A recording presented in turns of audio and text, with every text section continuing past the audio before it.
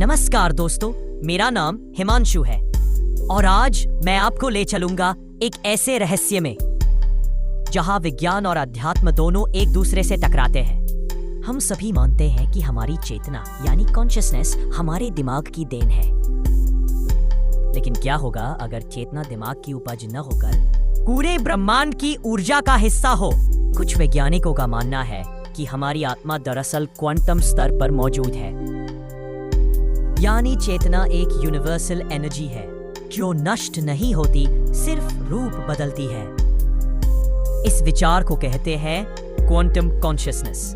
इसके अनुसार हमारा मस्तिष्क सिर्फ एक रिसीवर है। जैसे रेडियो सिग्नल पकड़ता है, वैसे ही हमारा ब्रेन चेतना को पकड़ता है। क्वांटम फिजिक्स के नियम बताते हैं कि ब्रह्मांड का हर कण एक दूसरे से जुड़ा हुआ है। क्वांटम इंटेंगलमेंट के अनुसार दो कण लाखों किलोमीटर दूर हों, फिर भी एक दूसरे पर तुरंत असर डालते हैं। क्या हमारी आत्मा भी इसी तरह पूरे ब्रह्मांड से जुड़ी है? कुछ प्रयोगों में यह पाया गया कि चेतना का सीधा असर मैटर पर पड़ता है। जैसे डबल स्लिट एक्सपेरिमेंट में जब कोई व्यक्ति केवल देखता है तो पार्टिकल और वेव दोनों का व्यवहार बदल जाता है, यानी हमारी चेतना किसी न किसी तरह रियलिटी को प्रभावित कर रही है। अगर ये सच है तो इसका मतलब ये है कि जब हमारा शरीर मरता है तो चेतना गायब नहीं होती, बल्कि किसी और रूप में, किसी और डायमेंशन में बनी रहती है। यही कारण है कि कई संस्कृतियों में आत्मा के अमर होने का विश्वास है। कल्पना कीजिए, अगर चेतना सच में ब्रह्मांड की ऊर्जा है तो हम सब एक दूसरे से गहराई से जुड़े हैं।